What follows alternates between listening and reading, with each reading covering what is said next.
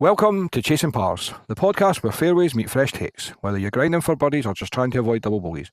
We're here to break down the game, share stories, and help you chase those elusive pars. So grab your clubs and let's tee off. Hello and welcome back to Out Here Chasing Pars, episode 60. Joining me, we have the current Ping Open champion, Mr. Barry Waearing, the FND golfer. Barry, thank you very much for joining me. Thanks so much for inviting us, and thanks for having us. No, not at all. We needed to wait till you had that big trophy in your hand. I needed some substance, didn't I, to come on with it. Oh no, let's just start there before we even go back. I normally go right back to the beginning, but obviously such a big achievement for you. How was the whole process overall, and then talk us through that final day, the nerves, The whole week was unbelievable. To be fair, Scottish Golf and the St Andrews Trust put on some event. They treated us like royalty. Honestly, it was outstanding. Fortunately, we were treated to no rain as well, which was a rarity over 3 days. But yeah, I played pretty solid. Sort of let myself down a little bit first day. And then, last day I felt strangely calm. Nice. I don't know what it was. I don't know if it was because I was chasing a little bit. So I was a couple behind going into the last day, and then I caught up relatively early, and I just felt comfortable. Nice. Even when got back to, I think it was on 15, I was 2 shots back, but I still felt like I had a chance. Mm-hmm. Made a nice birdie up 16, and then sort of pushed on and got the job done. But yeah, it was just unreal. Quite a surreal experience, but one I'll certainly never forget. And were all the rounds at the same course? Yeah, all round Eden. Yeah, so it was Eden. Yeah. Yeah, two rounds competition, 1 round practice. Nice. And how many like participants was in it? I think there was 72. Jesus. From all over the world. There was guys from Australia, New Zealand, South Africa, and every country in between, really. So yeah, it was quite a big event. Yeah, class. What was so? I know it was sponsored by Ping. I've seen that on your ring. What was the Ping? Was it just Open Championship? It's the Scottish Open. Scottish Open. Golf. Yeah, for golfers with disabilities. Yeah. Unbelievable. That's honestly a cracking achievement. Me and Kate were speaking about it last week as well, and brilliant. it's just when you see like an event like that, obviously like we kind of take them for granted, but because we had somebody that we knew and we're like, we'd either spoke to via social media, or I think you've met Kate in person before, haven't you? I have, yeah. So having that, you've just got that affiliation with somebody, and just seeing somebody else do well, I find in this space and part of the golf community, there's just something really warming about it more than any other one. So well done. Yeah, it was honestly the sort of outpouring of support. From people who I'd never met before, or people that I'd never spoken to. Loads of people sending us messages, just sort of saying well done, and honestly it was quite overwhelming, to be fair. But I appreciate that you guys were cheering us on from the background. No, absolutely. Right, let's take it back to the start for you. When did you start playing golf, Barry? So I started when I was about 11 or 12. Okay. Just knocking about with my mates, really, at local club. I sort of picked it up relatively quickly after you get given your first handicap of 36, and as a junior you're there every spare hour you've got, so that tumbles down pretty quickly at the anger of the locals when you're taking the Stableford medals or your weekly competitions away. But so there was a good group of us and a really good junior section at Dummer Golf Club, which unfortunately is no longer there. Okay. It's been replaced now by Basingstoke Golf Club, which by all accounts looks outstanding. but yeah, we had a cracking junior section, really competitive, which really pushed a lot of us on, to Yeah. then push on to sort of county level and international sort of representative stuff, and then playing bigger events. So, like, obviously, like starting at 11 is, I feel it's probably like a good age to start it, especially on your own, unless you're kind of thrown into it by a parent. But was any of your parents or uncles or that like golfers, or was it just a kind of random out the blue, let's go and play with your pals? Um, my parents certainly didn't. Mm, Golf was always sort of in the periphery in the family. okay. My uncles played, my granda played, but yeah, it was always there, if that makes sense. Yeah. But my dad never played, Yeah. and neither did my mum. So, but it was probably something subliminally that golf was always around us, and just always fancied it. I think it's good that, like, as you say, there was a group of you as friends doing it as well, because at that age we're so what's the word, like we're so like swayed by our friends, so like if a couple of your friends went and played cricket, that might have been the likely thing. So again, it's, you could say, luck involved as well, but the fact that you've went to play golf and then you've taken to it well, and that when you're young, more so I feel when you're young to when you're an adult, that competitiveness is in you so much as well. So if you're, as you say, got a good junior section, that drive to get better and to practice as well.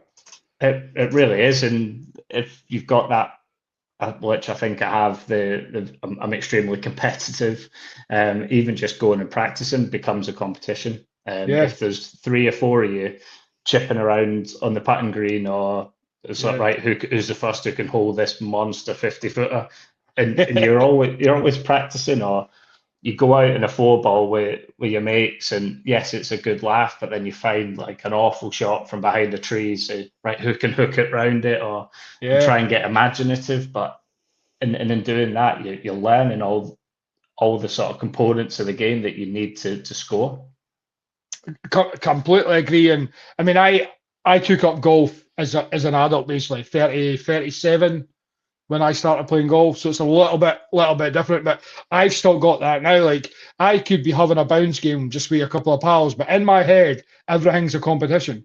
Everything. They don't realize it sometimes, but in my No. head, because it's the way to keep me focused and almost caring, because I can't go out and just half-ass anything. Like, I would get bored and I would give up.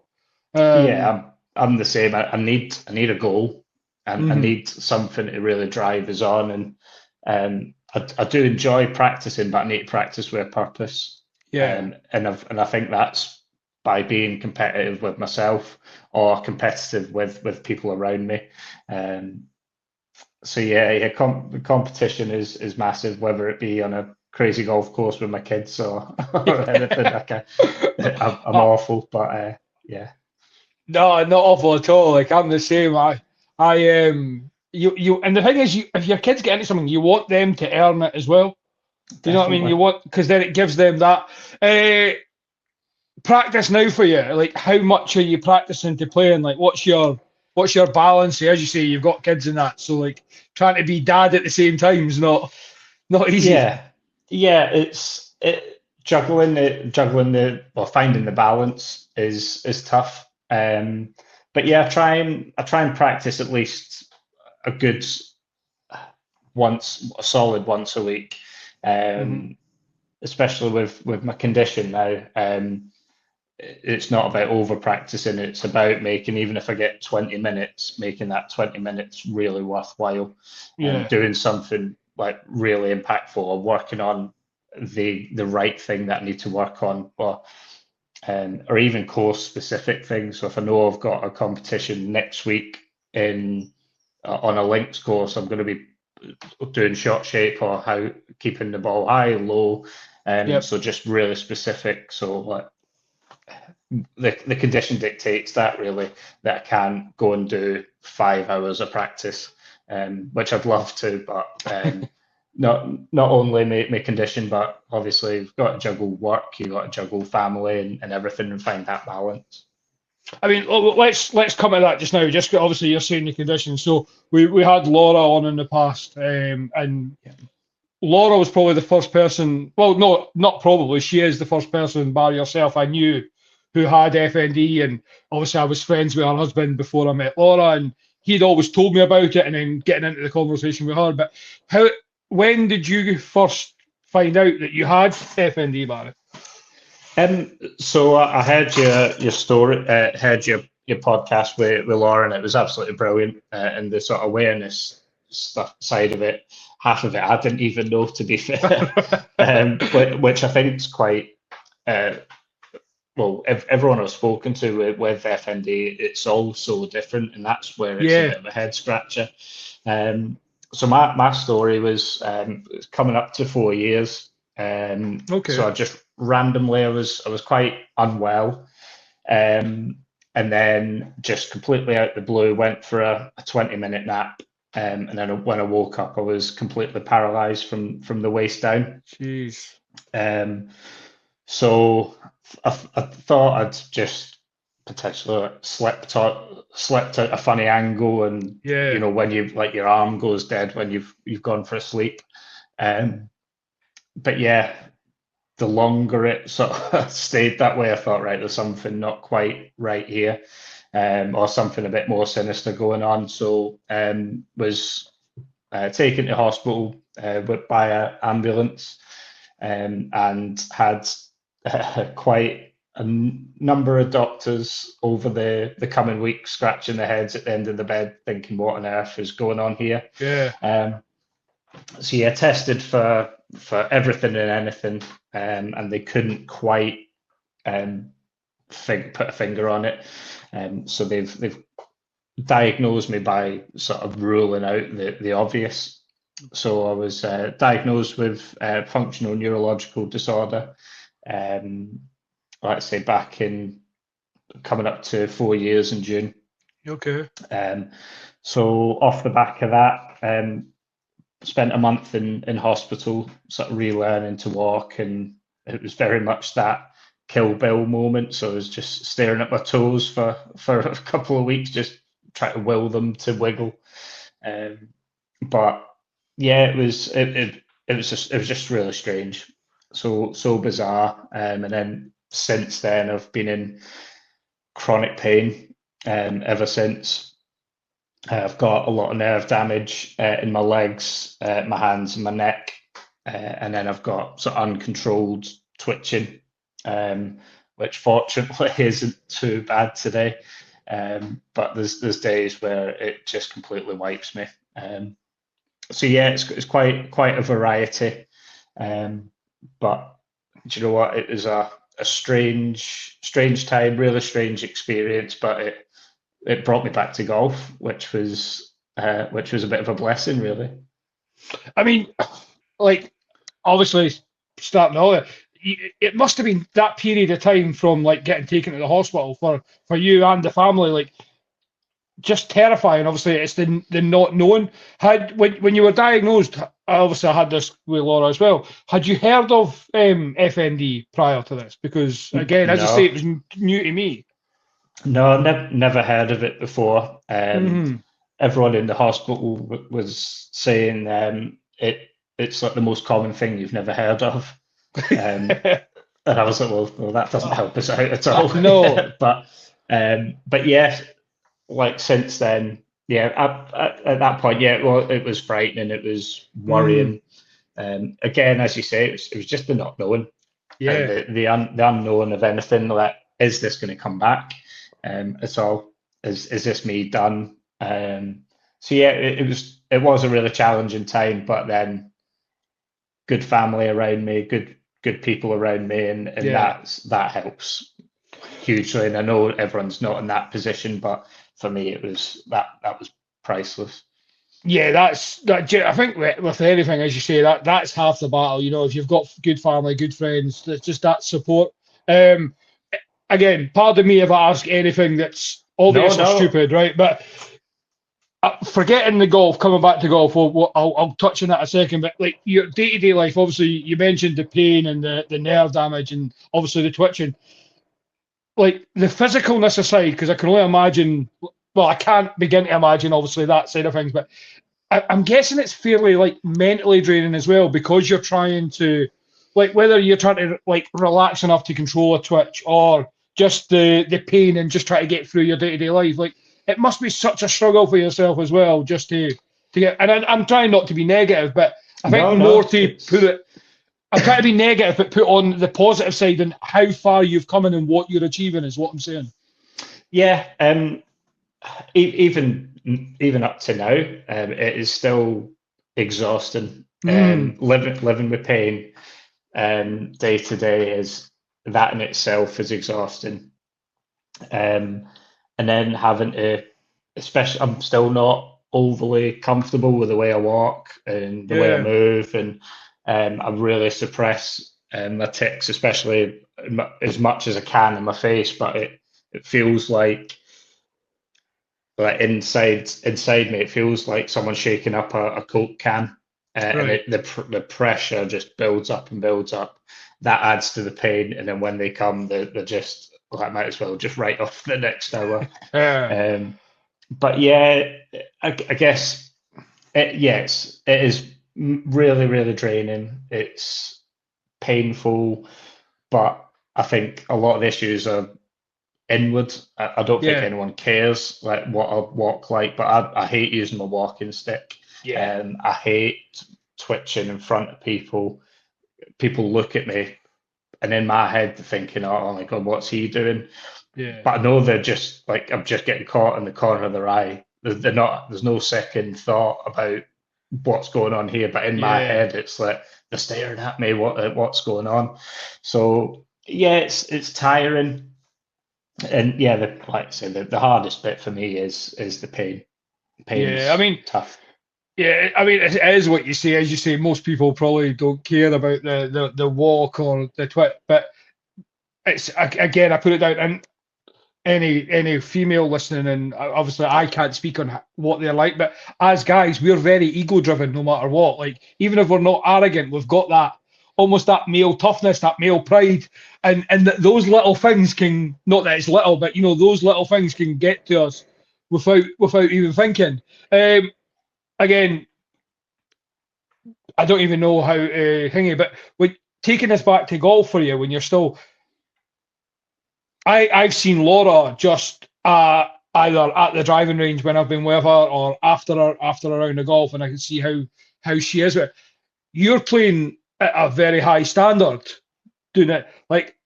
Again, the question is just how. Like, I know how I struggled. You know what I mean? Trying to play like a round of golf, and especially when the tiredness kicks in, which I assume that starts affecting you. You know, when you're getting a little bit tired and drained.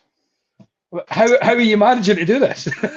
Um, there's a couple of things. I mean, sort of going back a little bit when I was playing at a really good level as a junior, Mm, got to a really good level, and then I stopped essentially.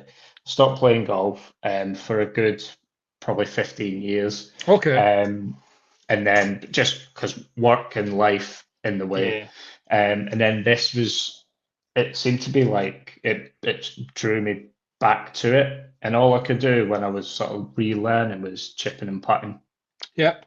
And because all my practice, I think I wasn't, all my practice has been around chipping and putting Okay. since it happened. And I think the improvement around that is honestly I couldn't recommend to any amateur or any level. Just work from the green back, like Yeah. putting, chipping, work on that, and your handicap will fly down.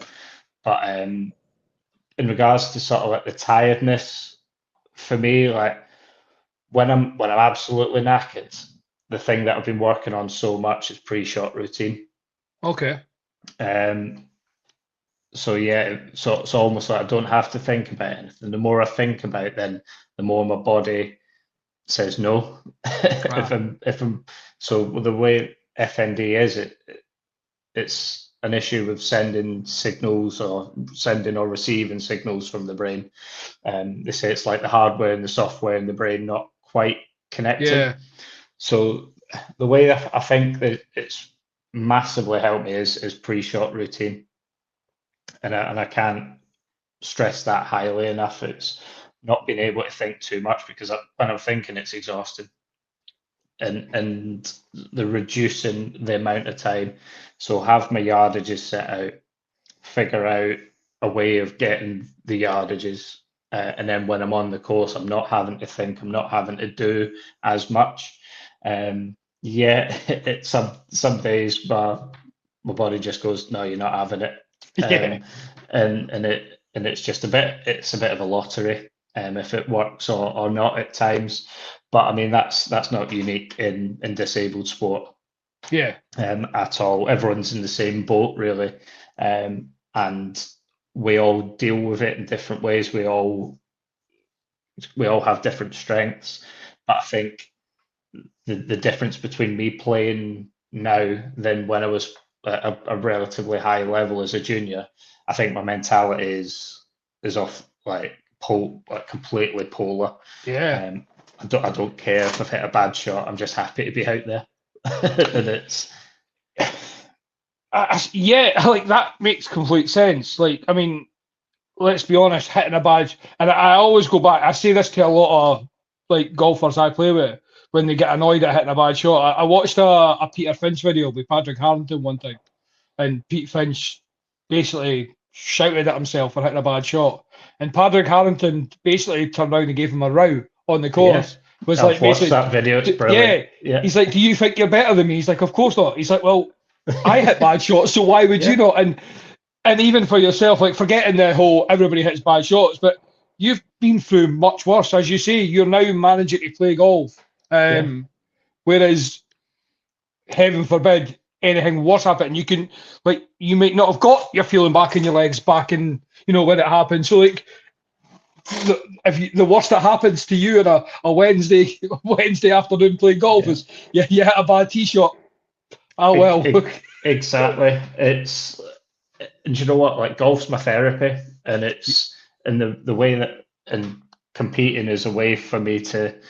And it's a strange way of phrasing it, but it's a way that makes me feel relevant. No. If I'm competing with other people or surprising other people, and actually I've had a lot of things taken away from me, through for no fault of my own, like through work or the walking or like kicking a football with the boys. Yeah.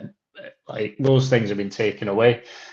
But at the same time, I'm like, right, okay, my therapy is on the golf course. My therapy is, if I'm competing at a good level, then it shows that Barry's still worthwhile. Barry's still relevant. Yeah. Not to put myself in the third person. What an idiot! But you know what I mean. Yeah, no, completely. Because, like, and I mean, this goes for any walk of life. Like, I always kind of feel like, as just as dads, we sometimes forget that we are Barry, we're Ali. We just become husband and dad, and you almost forget the side of things. And I think I would say, actually, without being like,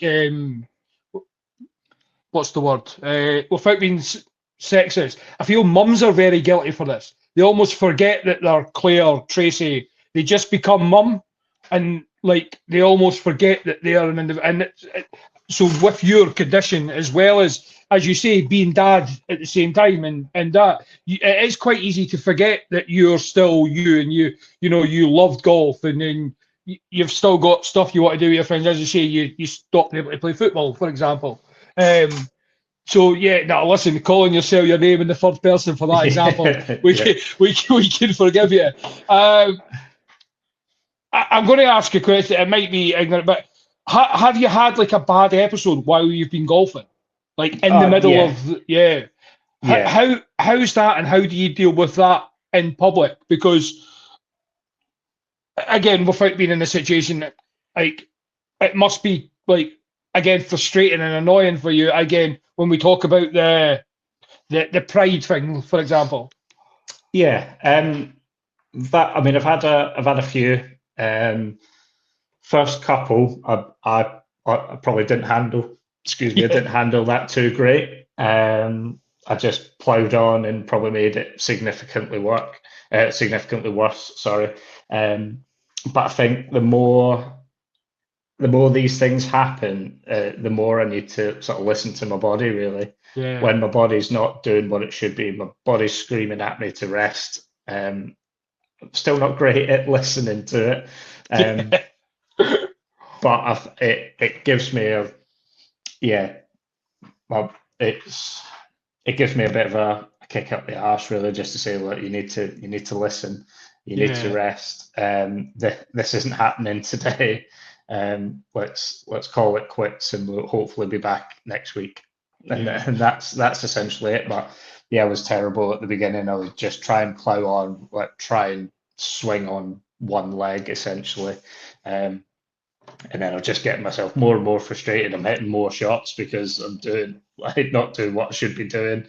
And then it just spirals from there. And then it sort of falls off the edge of a cliff really quickly, like the fatigue, and then the pain goes through the roof. And then the twitching just gets significantly worse. Yeah, so it just shows you're still a stubborn bugger like the rest of us. Absolutely, probably even more so. Probably, yeah, that's it. Yeah, easy enough to get frustrated. Let's go. I'm going to take you back to the Open for disability golfers. What type of, I don't know if this is ignorant, but what type of kind of like disabilities are you golfing against? Because obviously, like I've seen clips on YouTube where like blind golfers and one-arm golfers, and that will always be more impressive to me than watching Rory McIlroy and Tiger Woods. You know what I mean? Because it genuinely blows my mind how these guys can do it.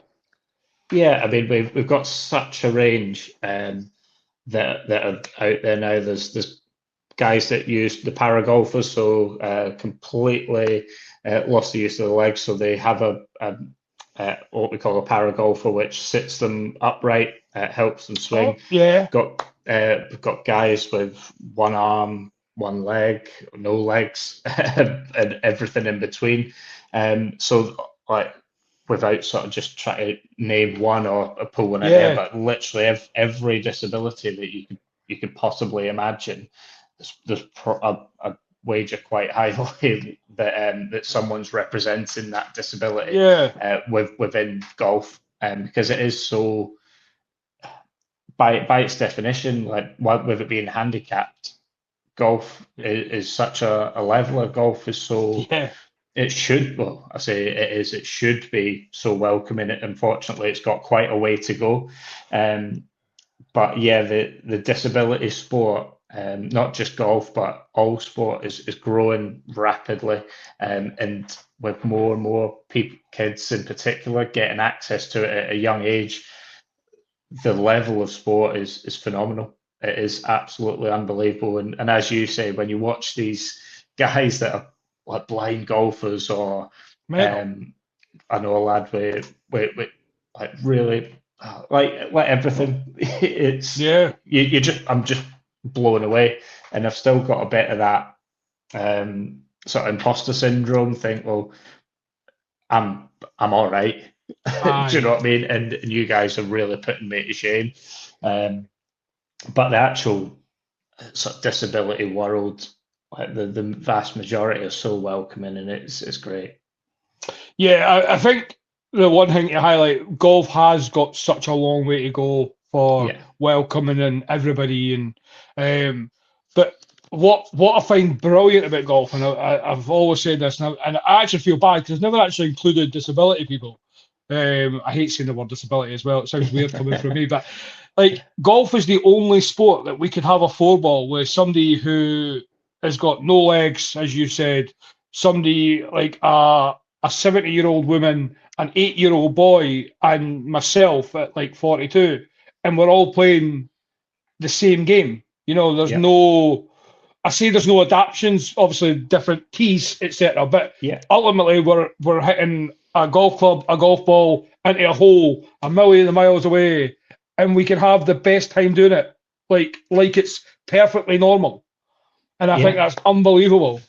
And that's what golf is, isn't it? And as you sort of alluded to there, like I can play against my granda, I could play against my son and Rory McIlroy in the same four ball, and we could all compete because it's handicapped, it's there. I mean, let's not go too much into the new handicapping system, but you know what I mean. It's designed there so that it's accessible and everyone can compete against everyone. And I think that's why sort of disabled golf works so well, because yes, everyone has their own challenges, their own issues, but golf, it's such a leveler. It brings people. It should bring everyone together. Unfortunately, like I say, some places have got a long way to go, especially in the sort of inclusion side of it. But I think even in the last sort of 4 or 5 years, I've seen vast improvements. Yeah, yeah, completely. It's got. I feel we're probably 10 years away from golf being where we at an acceptable level. Maybe well above that, but I think the COVID golf, for example, brought in a mass amount of like young people, and I think we're seeing that more and more, and that'll definitely help. On like the disability golf side, like obviously you won the Scottish Open. How big is like the competition side, like for the like amount of events? Because obviously we've got hundreds of opens. What's it like for like the disability specific side? There's quite a few sort of they call it sort of like mini tours, but they're essentially like societies, I guess. But yeah, and then you move up to the organised competitions. So Edgar are a big one.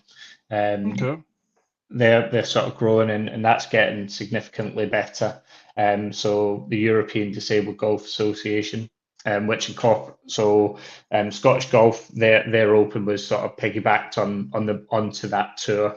Okay. Then likewise, England Golf have got their English Open. Wales had their first one last year. Nice. That's back now. And then there's competitions all over Europe. So at that level, there are quite a few. There's still, I think, a long way to go in this country, because there's probably only, I'd say, 3 or 4 truly accessible events a year in Britain. So I think there needs to be more than that. But I mean, I'm fortunate. I'm playing at a decent level, so I've been playing on some sort of able-bodied like pro mini tours, which is phenomenal. But I'll talk about that shortly. But yeah, I think there needs to be a lot more. So as in your usual club open competitions, whether that be county opens, because there's no counties I'm aware of at the moment. I know a couple of counties are working extremely hard in the background about having like county championships and disabled specific county representatives, because every county's got women's team, seniors team, men, juniors, boys and girls, but there's no disability representation, and I think that could be the next thing that will change. And I know there are a good few counties that are really pushing that at the minute. But I think if everyone gets on board with that, that'd be phenomenal, to have proper like county, being able to represent your county. It'd be unreal. Like, I mean, we all pay into your union fees and things, and what is disabled golf getting back? Probably not a great deal. But I guess it's probably the same with everyone. Money's tight. But yeah, I think each county needs to have at least a county championship. Yeah, I think, as you say, like we're a couple of them trying, as you say, like I think the first one to kind of do it, it's only going to benefit them as well. Like they're going to flourish, and a bit like, I mean, if you go talk about like women's golf at certain clubs, like if they start like anywhere like in an area, if you can make a, almost like that positive step, like getting like a mass women's section, you're going to be able to steal quite a lot as well and push it on. It would be the same, obviously, for yourselves. I would say county's more of a down south thing. I don't think really we would look at it, but we've still got the kind of, I suppose it is county, like ours is the Perth and Ross, and they Yeah. travel about playing, you know, all the team ones. So yeah, it's mad to think again we're in 2026 and this isn't common, really. No, I mean, I know sort of Lancashire and Hampshire, they put on one event last year as a bit of a tester, and they were really decent. And I think off the back of those, they'll be repeating again, and then hopefully more get on the back of it. But as you say, there are some really good hubs knocking about. Like St Andrews, there is a really good disabled hub there, Okay. which is extremely supportive. Quite a commute, unfortunately.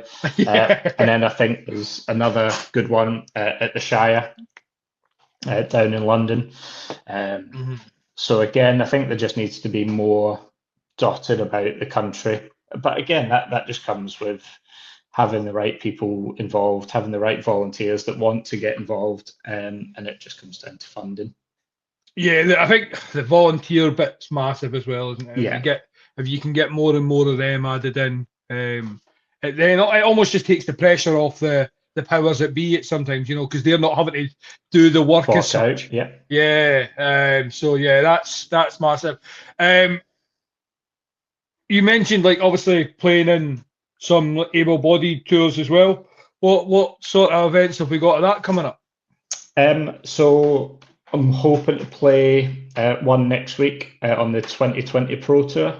Nice. So to be fair, the guys there, Chris and Adam, have been unbelievably supportive throughout all of this from the second I was sort of walking.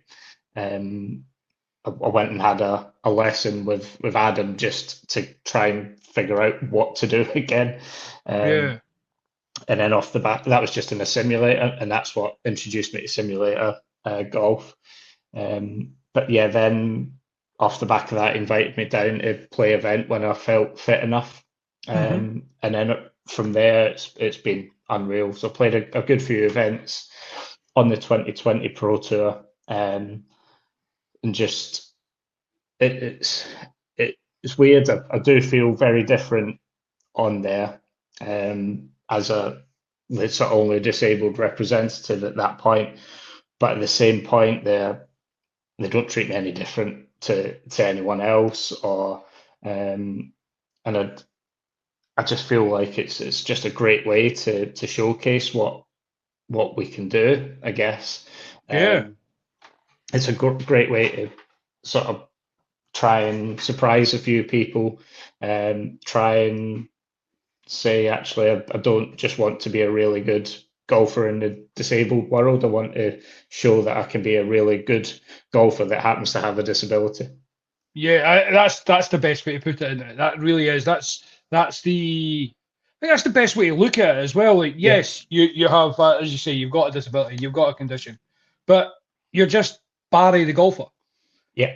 Yeah, you know what I mean. And that's like, I almost like would hate to say, oh, like you're doing well considering, because I feel it's very patronising. Like, like you can compete, and again, that's the joys of golf. Like, you know, and again, it goes back to what we're saying about you playing with your, you know, your son, your granddad, and your wife, for example. You know, Yeah. like that's the point of golf. It's such an inclusive game that we've got a handicap system, we've got a tee box scheme, everything's there to level out and why Absolutely. And yeah. I mean, I do get some of those looks on the putting green, as if to look at him, he's a, and then that changes after a hole or two. They think, all right, he's actually here. He's actually here to compete, which that's like my favourite bit. Yeah. Like when you see people go, oh, hang on, all right, he's not just a token invite. He's actually wants to come and do something here. And that's what I want to do. I want to go and surprise people. I want to talk to people about it. As you were saying before, I'd never heard of this. Like, the chances are that someone that you know will end up being diagnosed with this condition in some Yeah. way or another. Like the sort of spectrum of it is so wild. It's so vast. So yeah, I just like going and sort of spreading that awareness, spread the word about it, and actually say, look, yeah, this is here, this is what it's all about, but it's not the end of the world. Yeah, I mean, from my experience, my advice to anybody listening who does play with yourself or anybody else with a condition is ask questions, because the only way we become aware without you obviously like preaching about it and talking about it is asking the questions. Like you you you, you can ask questions in a way that you're not a dickhead. You know what I mean? Yeah. I'm a very inquisitive person. If I don't know something, I kind of want to know. And although I spoke to Laura off air, that's why I kind of did it in the way that we chatted. Is I'm going to dumb the questions down and maybe ask obvious ones, because then that way anybody listening, they're not going to feel like if they're, let's say they meet you at a driving range, they'll be like, oh, wait a minute, I can ask that, because, you know, and you can find out what, you don't have to just say, oh, what's wrong with you? Like that type of thing. But there's ways to go about it. And it is the only way us as human beings can find things out. Like we don't know the answers to everything. We don't know what's right and wrong, but like, just be polite, be honest, and just ask questions. Because the way I found it, like obviously from people I know, and no matter what their condition is, most people are okay with talking about what they didn't like is the, as you say, the sympathetic look, or the, not mollycoddling's not the right word, but you know what I mean, like the placated, but never ever talking about it. But like, yeah, I get like, you know what I mean, like 100%, like the sort of patronising ruffle of the hair. Yeah. Like, oh. But yeah, I've had it loads. I had rounds of golf with people who have they've been really clear that they've felt up, they sort of want to ask questions, but they don't know how to broach it. Yeah. And like it got to like the 16th hole, and one of them just asked me a question, and then we ended up sitting in the bar for about an hour and a half. I was like, I could have just asked them like all the way like early on. We've been sat in a buggy together for 4 hours. Like, so like let's talk about it. So I'm happy to talk about it, and that, I think that's part of it, without getting too big about it or anything. Like, unfortunately, I've been given this label, so we've got to go forward as a bit of an ambassador for it. We've got to go and speak to people about it. We've got to let people know that it's here. We can still achieve things. I've spoke to loads of guys with FND that are doing some amazing stuff. Like Laura's absolutely smashing a cricket, for example. And do you know what? Like stuff like that. It's just amazing. Yeah, Laura genuinely blows my mind, like how active and how determined, like to not let the condition beat her, and like as you say, label her. She's not ashamed to admit she's got it. But this woman golfs 2 to 3 times a week now that the summer's kicked in. She crickets twice a week. I think it's training and games. She plays bowls. She goes to the gym. She probably walks 15 to 20,000 steps a day sometimes. Like, I'm this active, but I'm okay. You know, I'm able-bodied. Like I am. She puts me to shame. She works harder than me. It blows my mind. For yourself, like, just going to come on to the fitness aspect of things, which obviously can only help you go for. What's like your type of fitness regime in amongst it all? At the moment, it's just lifting and shifting the kids. Okay. If I'm being brutally honest. Yep. I've been in front of dozens of physios asking like, what can I do? Mm-hmm. Like, let me know what I can do. And they're like, oh, we don't know. So, and you know what? Like, I'm getting to the point now. I've put a bit of weight on, and I'm like, I need to do something about this now. I've put it off for a bit. But yeah, sort of fitness side, it's essentially just golf and lifting and shifting the kids. I mean, I've got a relatively not an active job, but I'm standing up in front of a classroom of police officer students for throughout the day. So moving about and just general stuff. So so it's a terrible answer, Ali. I apologise. So, not at all. Not doing a great deal, if I'm being honest, just purely because sort of managing fatigue and pain is only get so much energy that I can use, and I'm sort of dishing that out with the kids and golf where I can. Yeah, completely. Out of curiosity, how old are the kids? Like, how much have they got you drained? They're 8 and 4. Yeah, so you've still got kids. Yeah, proper kids. 2 energetic, amazing boys. Brilliant. But yeah, they're class. Wouldn't change them. Any sign of golf from the 8-year-old yet? Absolutely. Yeah. He's absolutely smashing it. If he could play golf every day, he would. I don't want to get him too good yet because I think that will start costing me a lot of money.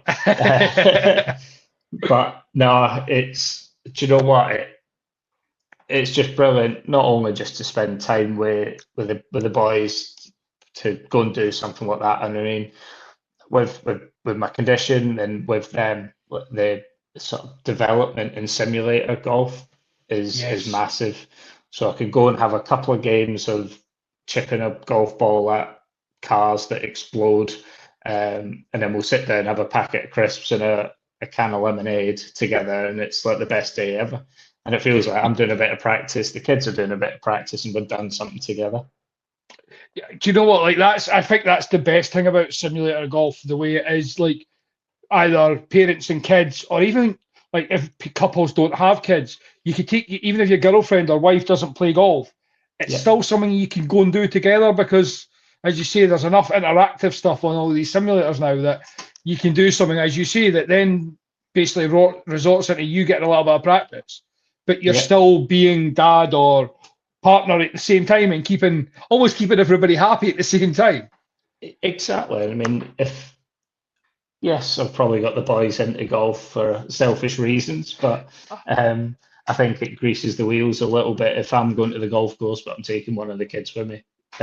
So that selfishly, that's probably a bit of a reason for it. But at the same time, like Ollie, my eldest, he's loving it. Actually played with, he came when I played with Kate. He was hitting some shots and he was doing really well. But yeah, as you say, the simulator stuff for me is brilliant for practicing, so I'm not having to walk too much. The courses, conditions, like you take it is what it is. But for carry distances and getting yardages nailed down, I think they're outstanding. And every time you go there, there's always updates, so they're constantly developing. So yeah, I think there's going to be quite a big movement in that going forward in the next sort of 10 years. Yeah, more so, and even more so off like the surface you're hitting off. You know, you're seeing more and more coming, you know, like with the different ranges of turf that you're hitting off. You know, for like trying to simulate the rough and the light cut and stuff. And from where it was, even let's just say I started playing golf in 2020. So even from there to now, how far it's come, as you say, where are they going to be in 10 years' time? Oh, it's frightening. Let's say, but when I was first diagnosed, I went and spoke to Adam and got a lesson, and that was in a simulator. And he was like, have you been in one of these before? And I was like, yeah, I think so. But that was about 20 years before. And I was like, all right, it wasn't like this. No, it wasn't anything like this. So yeah, like going from the sort of, I felt like I was going from an analog world into a digital world in golf in respects. And it was just mind blowing. And for me, like where I couldn't stand up for too long or walk, so I was just hitting 3/4 shots, half shots, just getting my eye in. I thought the simulator stuff was outstanding, and I still use it to this day. But yeah, exactly. But why wouldn't you? Again, like, I don't want to belittle you again, that whole patronising stuff. But no. Why would somebody with your condition want to go practice for 4 or 5 hours, let's say, on a golf course, where even if let's say you're even using a buggy, you're still, it's still mentally draining and driving around. Whereas as you say, you could go and sit in a nice warm simulator room, do the same slightly different, as in seeing where the ball goes or that slight difference in feel, but to improve just that ball strike in general, Yeah, why would you not take advantage of it? 100%. And sort of the vast majority of my practice, especially in simulators, is from 130 yards in, and I Mhm. don't even look. So there's on the TrackMan especially, there's this, I can't remember what it's called now, but basically it turns off the screen and it just gives you a number to hit, Okay. and you've got to sort of hit that on feel alone. So when you're zapping it, you're right 63 yards. I know what that a combine test, that's what it's called. Okay. So I found them so useful. And again, a competitive thing. There's like worldwide league tables on how many points Brilliant. you get, and Yeah. so yeah, it just flashes up numbers and say right 96 yards. If you get within one or two, it gives you loads of points, and then further you go, Yeah. it gets less. So just sort of going into competitions, knowing like if I stood over a 65-yard shot, so right, okay, I know that's going to be a sort of a hip to Yeah. hip sand wedge or whatever, like getting those carry distances bang on. And and as you say, that goes back to your try to do everything you can so that when you're on the golf course, you're not thinking. Yeah, 100%. And like this is a note to all golfers: forget disability, forget able body. Those type of you need to know your numbers, and short game is more the whole like drive for show, putt for dough is real. Like work on that short game. Yeah, If you can dial in, even just say 100 yards and in, yeah, you are going to, especially as a high handicap. As you said it earlier, your handicap will come down automatically. you'll knock 4 or 5 off without even thinking about it. Yeah. It's, I'm going to come on to clubs now because this is my favourite subject, and this is normally the Okay. first thing I talk about. But what is your what's in the bag? So start with driver. Talk to me about your bag. So I've got the Sim 2 Max. Okay. Love it, actually. It's all relatively new, the things that I've got in the bag at the minute. So I've got Sim 2 Max, driver 3-wood. Okay. I just love the speed that I'm Yeah. getting with them because they're really light. But yeah, the sort of, I just feel the face just feels dead nice. So yeah, I like them. And I'm on the Callies, Okay. Cali 01Ts Mm-hmm. in my irons, and I've got the Cali 3, or testing out the Cali 3 hybrid driving Oh, iron. the iron thing. Yeah. Yeah, A lot and of good reviews about that. it's an absolute rocket. Yeah. It's a bit of a cheating stick. So That's I what played. everybody's saying that exact words. I'm not even joking. I know really? 4 people, two people who are ambassadors. In fairness, so they have to say it. Yeah. But I've spoke to them off cat. I played golf with one of them, and he genuinely couldn't say enough words about it. And a couple other guys who've just bought it in general don't understand how a free iron can fly proper without trying. And let's be honest, a free iron's hard to hit. Yeah. So it just instills a load of confidence. So before that, I had a really, really old Callaway Big Bertha 2 iron. So similar, but such a thick sole. But yeah, that 3 iron, I played with it on the course last week for the first time, and I'm not sponsored or any way by Cali, but mega impressed, like really impressed with it. So yeah, Cali irons, the 01Ts, again, really impressive. And then my wedges and my putter are Indie, so an American small company, which was they were very, very generously donated by the 2020 Pro Tour, helping me get back into it. And do you know what? Especially the putter in particular, I absolutely love. I love the wedges. The wedges are like awesome. But yeah, I like an older style sort of toe hang mallet putter. right. And it just fit perfectly. So yeah, I've been tempted to change them a few times over the last few years, but they've just remained. And yeah, really like them. like how soft, especially the wedges are so soft, really spinny. Yeah, I think that says a lot because, as you say, the first thing you did when you got back into golf after the diagnosis and stuff and learning to walk again was the short game. And obviously, and you've said the short game's basically what saves you. I'm guessing it saves you a lot of strokes in games as well because you're so dialed in. So for you to still have that brand and that putter that, as I say, I'd never heard of it until you mentioned it there. So like, I think that speaks a lot for the quality though, because it would have been very easy to change it for a branded, branded product and go with the hype of like a Vokey, for example, and change to like a Spider putter because, that's what you see the people on TV doing. I mean, so I think that speaks volumes for them. I mean, there's an element of me being tight, but there's an element of that. But I have tried other wedges, I've tried other putters, and they always sort of migrate back in. And they just feel comfortable. And I've never been a mega sort of brand snob.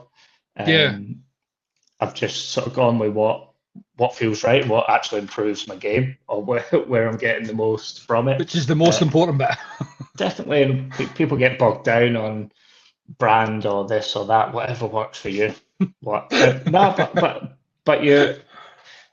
bet the clubs that you've got in your bag, they work for you. And there might be a specific brand that you don't veer away from, but that's probably the same with me with a Pro V1. I'm probably a bit of a snob with a Pro V1, but it's whatever works, doesn't it? Whatever works for you. If you're looking down at a golf club or a golf ball and you're thinking, I feel all right here, that's half the battle. 100%. I say I'm a brand. I am a brand snob in a way. Like, doesn't matter how it performs, you'll never get me using a tailor-made club, ball, anything. I'm anti tailor-made for no other reason than I think it's because they sponsor Rory McIlroy. I think that's the only reason. The only thing I would say, I will never change my woods from being Cobras. I can't. And it's a mental thing because, again, I don't have a good enough ability. I used to be a Ping fanboy. I've had every version of the Ping woods and I can't hit them. Right, okay. I've got the same Cobra woods now for 5 years almost. I've had them, went away, came back. I can't not hit them. I use them everywhere. I had to go on those. Is it the Dark Speeds? That's what I've got. They were unreal. Really liked them. But brilliant. It's like, again, I'll say, like, at our level, even at your level, which is higher than mine, we're not good enough really to notice those differences. No. Can Rory McIlroy tell the difference? 100%. Completely. Yeah. I have this argument. There's Rab who does another podcast in Perth as well, golf one. He swears the golf ball makes the difference. Okay. And I'm a bit like you. Mentally, it does. Like, I need to use a Pro V1. Yeah. Right. That's my ball. But I also played around the other night using a Titleist Truefield, a set of 15-year-old hybrid irons, a Slazenger sand wedge, and I only shot five more than what I shot today with my £3,000 worth of clubs and a Pro V1. So again, you go and tell me that it really matters to people of our level. Does it matter to Rory McIlroy who swings at 150 mile an hour? Yes. 100%. But for the average, I'll always say the golf ball makes no difference to anybody who's less than a 2 handicap or more than a 2, whatever way you want to look at it, unless they're like massive and swing out their thing. Yeah. We're just not good enough for it. Whether it does mentally because you like a certain ball and you pretend it feels better, but really like a Pro V1, a TP5, is it a Z-Star, the Strixon one? And they're all the same. Whatever the Callaway one is. Yeah, it's the same golf ball with a different print on it. They are. But it all comes down, it's all between your ears, isn't it? It's whatever I've grown up with that ball since I played, and I've tried changing, I've tried going on to the Pro VX. Pro VX is, I don't like how it sounds. Yeah. First, it sounds clicky. Yeah. Brilliant ball, a bit of extra distance, not as receptive on the green, I felt, but yeah, always seem to migrate back. I've tried the Mizunos, I've tried Schritzens, I've just trying them, and I just seem to migrate back, and it's all a mental thing. What a funny bunch, as you say. Is that 6 inches between the ears? That's what makes it different. I always say, I put a post up the other day. The mental game is so. I play with golf with so many better golfers than me, like ability wise and stuff. But there's loads of people who are maybe 4 or 5 shots better than me handicap wise. I know will never beat me in a match play because mentally they just can't. I don't think enough. Like no. I'm borderline stupid. Like nothing. Once I've hit a shot, a bit like what we were saying earlier, like when you hit a bad shot, by the time I get to the ball again, I've forgotten what I've played on my phone for a couple of minutes and scrolled Instagram just to take my mind off it, and it's like, oh right, okay, we go again. And I'm very blessed that way and look at it that way, and you're not blessed in a way that you're doing it in a different way because of what's happened. But there is people who think about every shot, every second of that thing, and they just can't enjoy the round, and it blows my mind.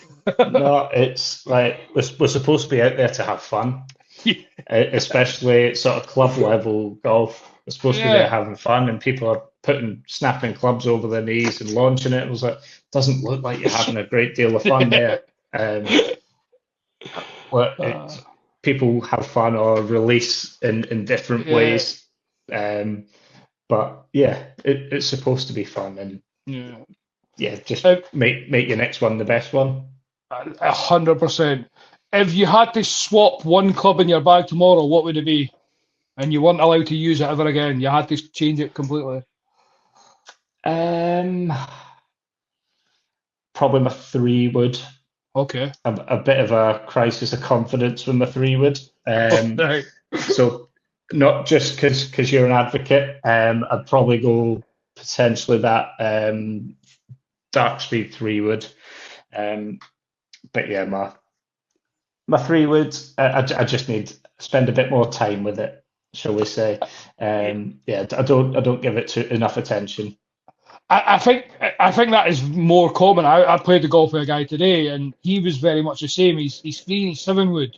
Probably cost him maybe 5 strokes today, if not more, by the time you take into account chipping back out and then playing down. Yeah. And I always find it's probably where I probably take for granted how good I am with a wood, but that's only because I can't hit a driver. Right. So I need to hit a wood. So I carry 2 3-woods technically, but I class them as a 2 and a 4-wood. Okay. So I am hitting a wood on every single hole I play almost, bar a par 3. So to me, that's natural. Whereas I'm guessing most people are hitting their driver and their wood's not really needed as much. And that's where I kind of take for granted. I treat my sort of 3-wood in particular as a true fairway wood.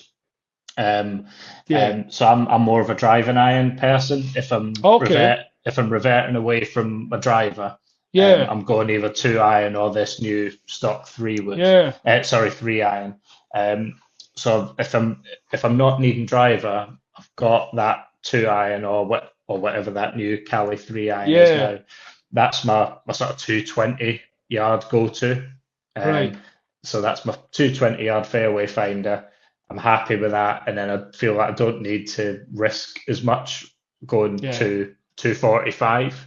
What am I trying to gain by having that extra 15 yards? So I think it is just a confidence thing, and I think it's a bit of an old school mentality, as in they were just purely for fairway use. And I think I probably need to change that a bit, and really that's something I need to work on this year, just getting a bit more confident with it. So it's nothing to do with the club. I think it's just me.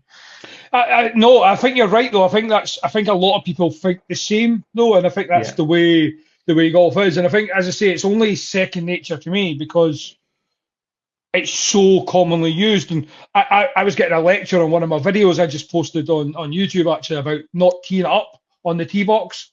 But again, I look at it still the same way as yourself. I can't tee up on the fairway. So if I'm on a good tee box, why would I not just not tee up? like if it's a bad tee box or I want to hit a certain type of shot or a certain height, yes, I'll tee it up and use it. But if I can, I'll just hit it off the ground, because again, I that's where I would be hitting it if I were on the fairway. So just nothing changes. I just try to keep that consistency. And how important is that in golf? Let's be honest. It is. I mean, I'll sort of caveat that. There's no other opportunity in golf where we can get an advantage. And having that tiny little, even if it's a millimetre, I'll say it to anyone starting the game. Like you say, if I've got a 100-yard shot, I'll probably put it off the deck. If it's 120 yards, if I've got a wedge in my hand, I'll be playing it off the deck. Anything more than that, I will be teeing it up ever so slightly. Just as I say, like, it's all marginal gains, and if there's an opportunity on the golf course for me to get an advantage, I'm taking it with both hands. So with irons, I agree with you, and I'm at the same point. If I've got a wedge, maybe to 9-iron, and I'm attacking a pin off a tee box, I'm not teeing it up. I'm hitting it off the ground, because again, I think that's where feel matters, and we need that consistency. Anything above it, I'm 100% taking the tee, taking that advantage, guaranteeing the connection. I'm not a good enough iron player to worry about it. But I've always said, I don't know what you think about this advice, and I kind of said this to Laura. See when you're starting golf, and Laura was a bit different because she just wanted a handicap and she wanted to play 18 right away. Nothing wrong with that.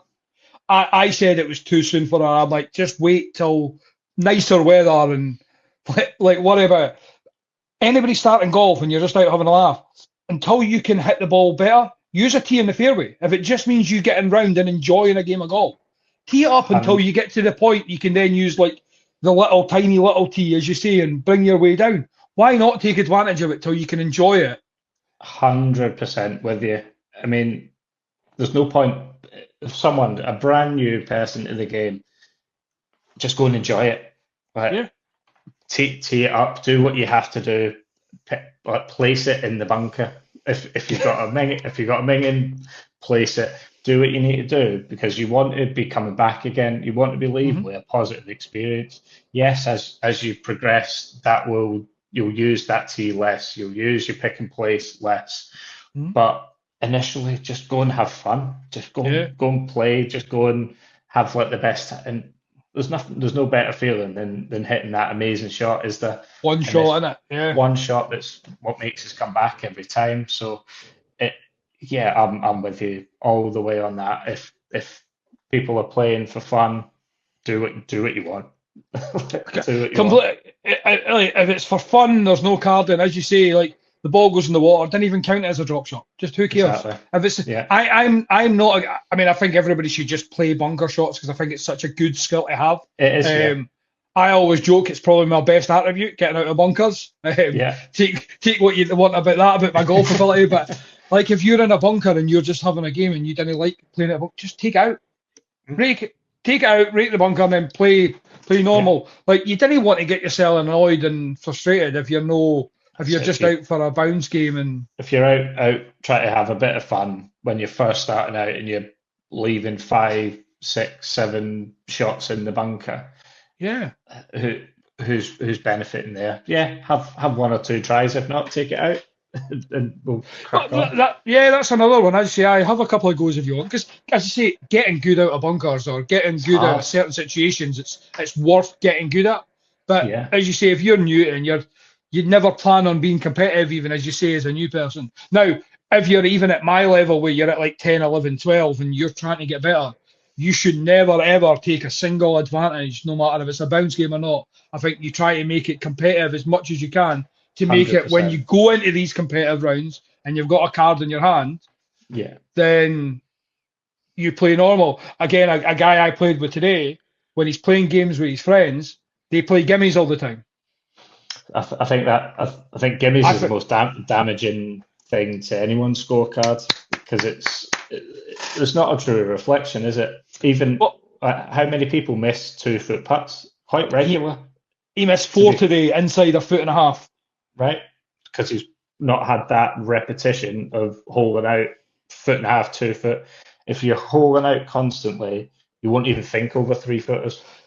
Well, I said, so my message to him today was stop doing gimmies, stop giving gimmies, you'll get better. Now I don't hole every single putt, but every putt I'm out in, let's say that 3 foot range, that tricky range.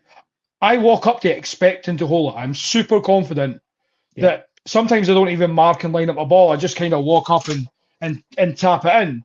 But I've got to that point by never doing gimmies. Like I will never accept a gimmie. I don't even give gimmies in match plays. Like I'll say at the start, because in my opinion, if it's a gimmie, just hole it. Yeah, 100%. It shouldn't be hard. Yeah, I mean, it's strange that it's sort of become really accepted in match play, where it's almost like actually a win or a loss of a hole is probably the most reward or loss that you can have in the game. And actually, at that point, you're saying, oh, yeah, just pick it up. You can have the hole. Yeah, that's great. But actually, I want to see you hole it. Yeah, within reason. If like good match play and Also, you can really match play in particular. You can have a good mental battle with someone by giving them a quite a lengthy one, making them putt the next one. Oh, hang on, why is he just giving us that? So there is a bit of the sort of mind game stuff comes into it. But when you're first starting out, certainly if you want, make it as easy as you can from the fairways, from bunkers. But the thing I'd say is hole everything out. Because it's quite a nice sound hearing that. Yeah, it's a nice sound hearing that ball at the bottom of the hole, isn't it? 100%. I'm so glad finally somebody agrees with me. Everybody thinks I'm too harsh when I say I won't do gimmies. No, it's set it out early doors and let's get a revolution. Completely right. I've got a little game for you before we finish up. A little bit of golf, this or that. All right. Yeah. I promise you, I will judge you 100% on a couple of the answers. So I wouldn't blame you. Right, first one's first. The Open or the Masters? The Open. Good man. So that brings me up to the next one. The Old Course or Augusta? What to play it? You can interpret it however you like. Augusta. I've played only because I've played the Old Course already. But it's special. It feels special. There's no golf course like it. But yeah, I want to play Augusta.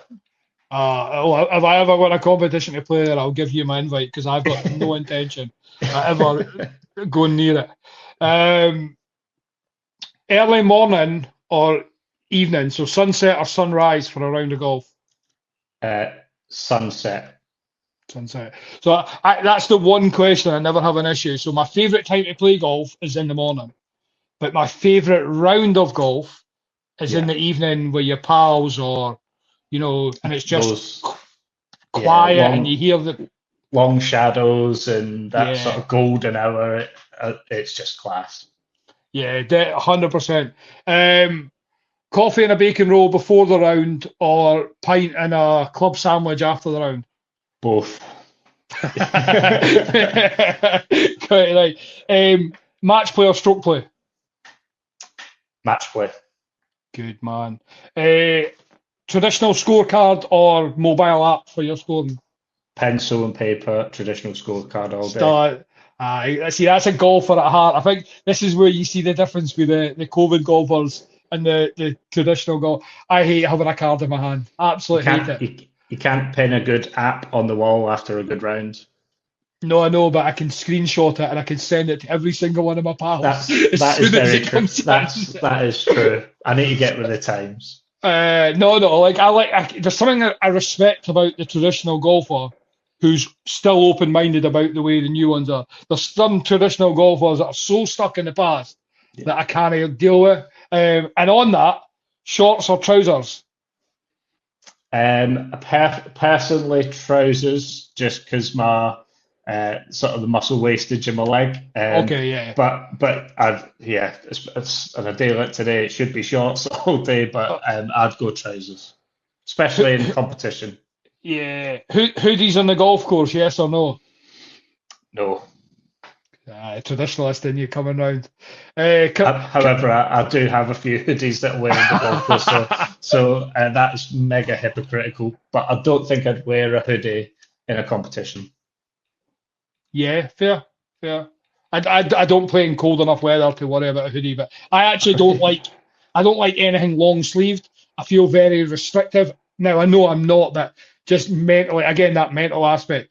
Even like a Yeah. thin quarter zip, I really struggle to play golf. It's like Thing with hoodies, when I swing, the hood flips round and hits me in the face, and it just like, and if I'm like over a part, if it's got like rope tie things here, they're yeah, just like dangling about and end up tucking them in, and it's like, well, what's the point? just annoying at that point, isn't it?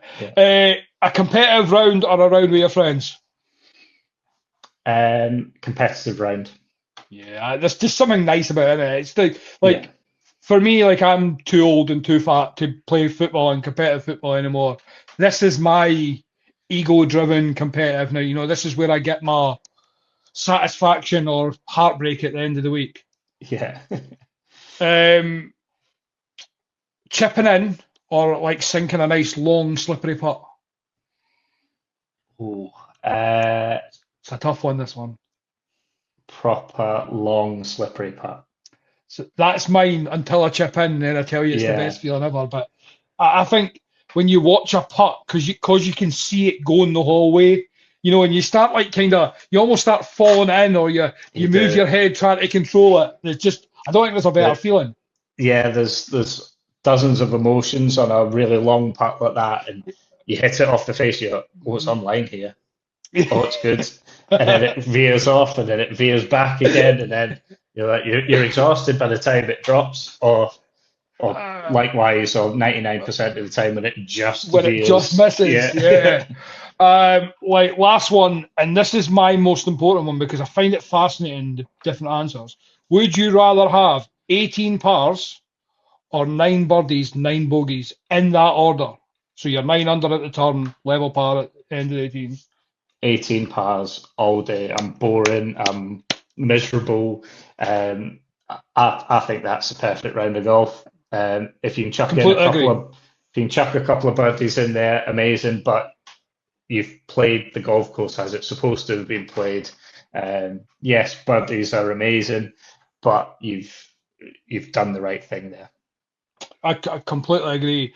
If I was 9 under after 9 and then came in at the 18th level par, I'd be you'd have to devastated. you'd put me on suicide watch. I'm telling you, like I'm quite a resilient mental person. I didn't let many things get to me. I think I'd be off the nearest bridge had I been 9 under at the turn and finished level par. To be fair, if I was playing a non-competitive round and I was 9 under through 9, I'd have walked off. yeah, Done. like, Yeah. it's not getting any better than that. No, can you imagine being 9 under and on the 10th you bogey. You're like, oh, here we go. Then you Yeah. bogey the next one and 11. you're just sitting looking at it and I'm like, Yeah. no, but 18 pars for me. I think we've all got it in us to hit 18 pars. As you say, it's kind of just hitting a fairway, hitting a green and two putting in. I know it sounds really simple when you say it that way, and obviously it's much harder than that. But Yeah. it really shouldn't be. We've played at your home course or whatever you're playing. I can guarantee you we've all hit every fairway at one point. We've hit every green in regulation at some point. Yeah. And we know we can two putt. So Well, you hear every single person, no matter what level you're at, will say, what I want to improve is my consistency. And there's nothing more consistent than getting 18 pars.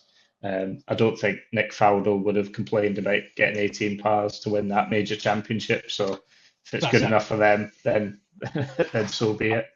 I think it's the modern golfer as well, or the modern times. I think we see so many because golfers are so good nowadays.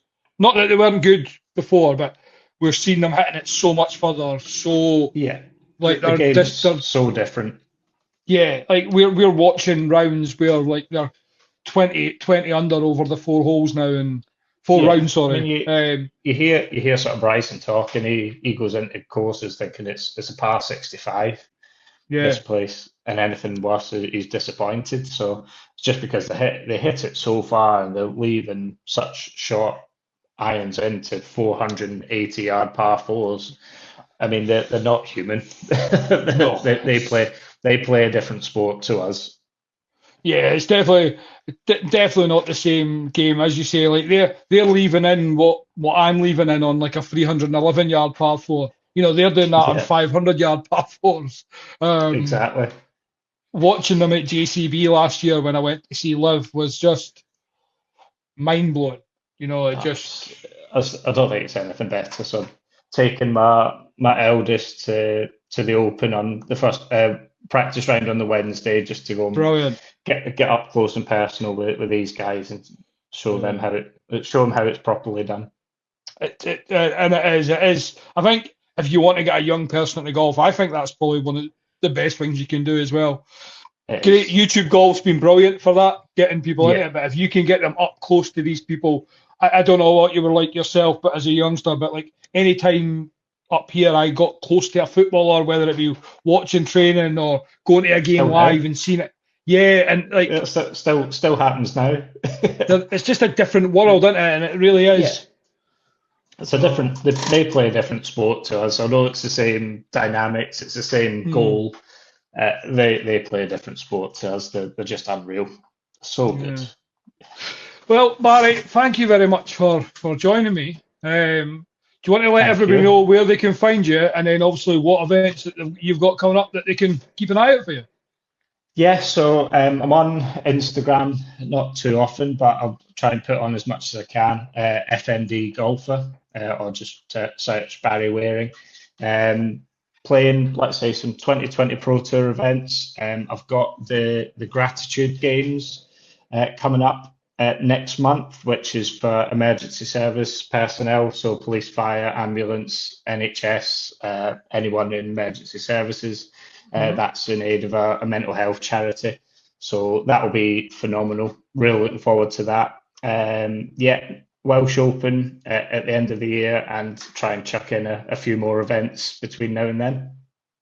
Yeah, perfect. I'll make sure to tag Barry somewhere below here, and make sure, if you're not already following him, go and give him a follow, and let him know we sent you. But yeah, Barry, once again, thank you very much for joining me and being open and talking through it all. Thanks so much for your time, and hopefully we'll get a round in at some point. Oh, 100%. As you say, when you're up here, we'll make sure something happens. For all you at home listening, thank you very much for watching. Thank you for listening. Make sure you like, subscribe.